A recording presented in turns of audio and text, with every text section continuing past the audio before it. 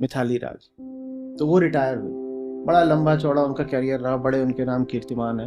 अविवाहित हैं वो। तो उनसे एक प्रश्न पूछा गया कि आपने शादी नहीं की, आपको कुछ लगता नहीं? पर अब जब मैं 40 की हो रही हूँ और मैं उनकी हालत देखती हूँ जिन्होंने कर ली है, तो मैं अपना सौभाग्य मानती हूँ कि मैंने शादी नहीं करी, मैं बच गई। पर यह बात तो वैसे भी बड़ी विचित्र है और गंधाती हुई बात है कि तुमने एक आदमी एक औरत को पकड़ा और उनके लिए अनिवार्य कर दिया कि अब एक घर में घुस जाओ। दूसरा कितना भी निकट हो, कितना भी प्यारा हो, दूसरा दूसरा ही होता है। लग मत जाया करिए कि 22-24 साल की लड़की हुई नहीं कि उसको कोचने लगे कि चल चल शादी कर, बाहर निकल।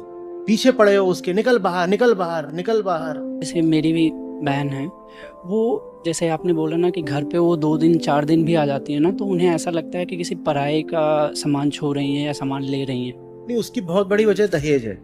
दहेज का क्या अर्थ? मैंने कहा था कि अगर कोई लड़की पैसा लेकर के किसी लड़के के साथ हो जाती है तो तुम कहते हो वेश्या, और लड़का जब पैसा लेके लड़की के साथ हो जाता है तो तुम कहते हो दूल्हा। संभावना यही है कि बेटे से ज्यादा काम आएगी। अभी जो भारतीय कप्तान रही हैं महिला क्रिकेट टीम की, मिथाली राज, तो वो रिटायर हुई, बड़ा लंबा चौड़ा उनका करियर रहा, बड़े उनके नाम कीर्तिमान है। तो अविवाहित हैं वो, 40 करीब की हो रही हैं। तो उनसे एक प्रश्न पूछा गया कि आपने शादी नहीं की, आपको कुछ लगता नहीं? बोली जब मैं 24-25 की थी तब मुझे भी लगता था कि मैं भी कर लूं, पर अब जब मैं 40 की हो रही हूं और मैं उनकी हालत देखती हूं जिन्होंने कर ली है, तो मैं अपना सौभाग्य मानती हूं कि मैंने शादी नहीं करी, मैं बच गई। और ये बात कोई आम महिला नहीं कह रही है, ये भारत ही नहीं, विश्व की एक अग्रणी महिला खिलाड़ी कह रही है, जो भारतीय टीम की बड़े लंबे अरसे तक कप्तान रही और इसे बहुत उनके कीर्तिमान वगैरह। तो पहली बात तो ये कि जिसको आप पारंपरिक तौर पे विवाह की संस्था कहते हैं, वो आज कोई इतनी अनिवार्य रह नहीं गई है कि आप अपनी लड़कियों को धक्का ही देते रहें कि शादी करो, शादी करो। नहीं कर रही शादी ज़्यादा सुखी है, सौभाग्य है उसका कि नहीं कर रही शादी। और अगर शादी कर भी रही है तो कृपा करके उसे अपने घर से बेदखल मत करिए। आज आर्थिक तौर पे लड़की लड़का दोनों बराबर है, बराबर के अवसर हैं कम से कम। तो यदि बराबर है तो लड़का भी आ सकता है उसके यहाँ रहने के लिए। कुछ समय वो आ जाए रहने, कुछ समय वो चले जाए, बाकी समय दूर दूर रहो, अलग रहो, शांति रहेगी ज़्यादा। ज़रूरी है एक ही घर में घुसे हुए हो। प्रेम भी रहेगा, प्रेम भी रहेगा। हाँ, प्रेम भी रहता है उसमें। वो प्रेम या जो भी है वो रहता है। पर यह बात तो वैसे भी बड़ी विचित्र है और गंधाती हुई बात है कि तुमने एक आदमी एक औरत को पकड़ा और उनके लिए अनिवार्य कर दिया कि अब एक घर में घुस जाओ। काहे को घुस जाओ?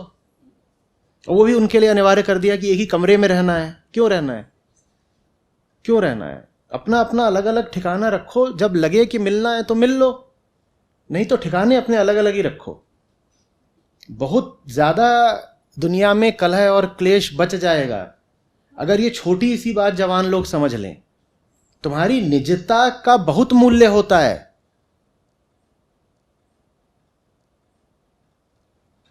जैसे भीतर कुछ होना चाहिए जिसे कोई स्पर्श न कर सके, उसी तरीके से बाहर भी तुम्हारे पास एक जगह होनी चाहिए जो तुम्हारी है, जिसमें कोई दूसरा अधिकार पूर्वक घुसा नहीं चला आ रहा। हमें खाली स्थान चाहिए होता है, भीतर भी और बाहर भी, स्पेस जो हमारा होना चाहिए। मौत को याद रखना होता है ना। बीवी के साथ मरोगे क्या? जब मरना अकेले है तो जी अकेले क्यों नहीं सकते बाबा? अकेले जीना सीखो, दूसरे से उतना ही मिलो जितने में मधुरता बनी रहे। ये 24 घंटा लिपटा चिपटी और सूंघने में और एक ही दूसरे की शक्ल देखने में कुछ नहीं रखा है। इसमें सिर्फ सर फूटते हैं और जीवन नर्क होता है। जब तुम अकेले होते हो तो भीतर बहुत कुछ ऐसा है फिर जिसको विकसित कर सकते हो। दूसरा कितना भी निकट हो, कितना भी प्यारा हो, दूसरा दूसरा ही होता है। तुम अस्तित्व का विधान नहीं बदल सकते, दूसरा तो दूसरा ही होता है। हाँ, प्रार्थना है मेरी कि जो दूसरा है उससे तुम्हारा प्रेमपूर्ण संबंध रहे, लेकिन कितना भी प्रेम कर लो, दूसरा तुम्हारे लिए परमात्मा तो नहीं बन पाएगा, कभी नहीं बन पाएगा। दूसरा तो दूसरा ही रहेगा, एक साधारण सांसारिक प्राणी, चाहे वो पति हो तुम्हारा, पत्नी हो, कोई हो, माँ हो, बाप हो, कोई हो। तो ये यथार्थ याद रखना चाहिए।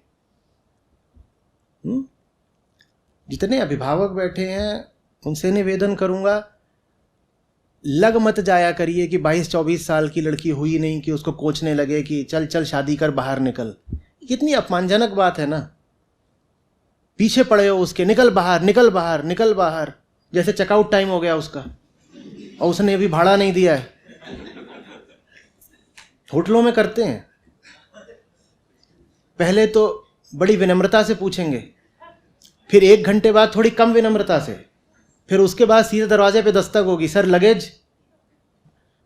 तो उसका भी तुम बिल्कुल लगेज तैयार रखते हो बांध बूंद के कि अब बस अब हो गई है 24-25 की, बाहर फेंक दो इसको।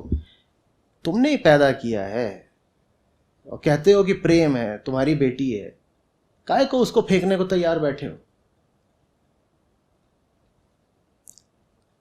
उसको सही शिक्षा दो, सही पालन पोषण दो। अगर वो तैयार है आपके घर में रहने को तो उसे घर में ससम्मान रखो। संभावना यही है कि बेटे से ज्यादा काम आएगी। और विवाह हो भी जाए तो भी ये मत कह दो कि अब ये पराई हो गई, अब तू निकल यहां से। विवाह हो भी जाए तो अगर घर में उसका कमरा है तो उसी का रहना चाहिए। वो जब चाहे उसमें रह सकती है, महीनों चाहे महीनों रह सकती है, और उसका पति भी चाहे तो पति भी आके रह सकता है। ये सब पुरानी परंपराएं कि हाँ हाँ घर जमाई कहलाएगा, या कि पिता फिर जो उसकी बेटी का घर होता है वहां जा करके नहीं रहता, कि वहां पानी नहीं पी सकते। ये छोड़ो, ये क्या, ये देखिए अनूसी बातें। अगर सही लड़के से तुमने शादी करी है अपनी बिटिया की, तो तुम उस लड़के के घर जाके नहीं रह सकते। क्या हुआ उस लड़के को? छूत की बीमारी है? तुम कह रहे हो बेटी के घर जाके नहीं रह सकते। बेटी के घर में बेटी तो तुम्हारी ही है, तो उसमें तो कोई समस्या है नहीं। बेटी के घर में जो दूसरा व्यक्ति है वो तुम्हारा दामाद है। कह रहे हो बेटी के घर का पानी भी नहीं पी सकते, तो जरूर उस दामाद को कोई बीमारी है कि पानी में भी वो बैक्टीरिया घुस गया है कि पी नहीं सकते। तो ऐसे फिर तुमने खराब आदमी से बेटी की शादी करी काहे को? तुम्हारा दामाद तो ऐसा होना चाहिए ना जिसके साथ समय बिताने में तुमको भी आनंद आए।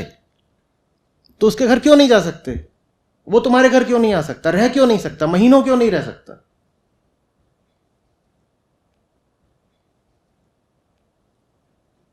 बात आ रही समझो? इसमें एक चीज़ और है कि जैसे मेरी भी बहन है, वो जैसे आपने बोला ना कि घर पे वो 2 दिन 4 दिन भी आ जाती है ना, तो उन्हें ऐसा लगता है कि किसी पराये का सामान छू रही हैं या सामान ले रही हैं।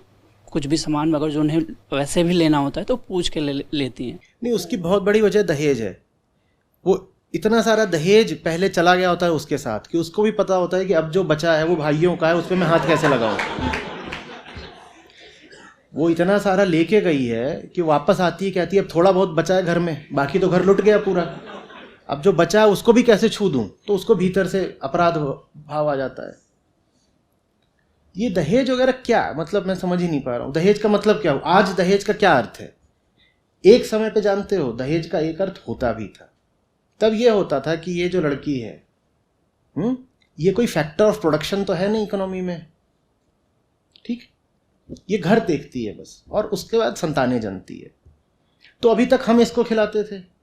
अब पति के यहाँ जा रही है, पति के यहाँ अचानक एक सदस्य बढ़ जाएगा, एक ऐसा सदस्य बढ़ेगा जो कमाऊ नहीं है, तो उनका खर्चा बढ़ जाएगा। उनका खर्चा बढ़ जाएगा तो हम पीछे से कुछ सामान दे के भेजते हैं ताकि कुछ दिन तक वो खर्चा हम चला लें। ये लड़की का बाप कहता था कि भाई अब तुम्हारा खर्चा बढ़ेगा, पहले इसका खर्चा मैं उठाता था, अब तुम उठाओगे, तो मैं कुछ दे के भेज रहा हूं कि 2 महीने 4 महीने जब तक ये वहां पर ठीक से इसका संयोजन नहीं हो जाता तब तक तुम इसका खर्चा मैं ले लेता हूं। ये बात तब होती थी, आज क्यों है ये बात?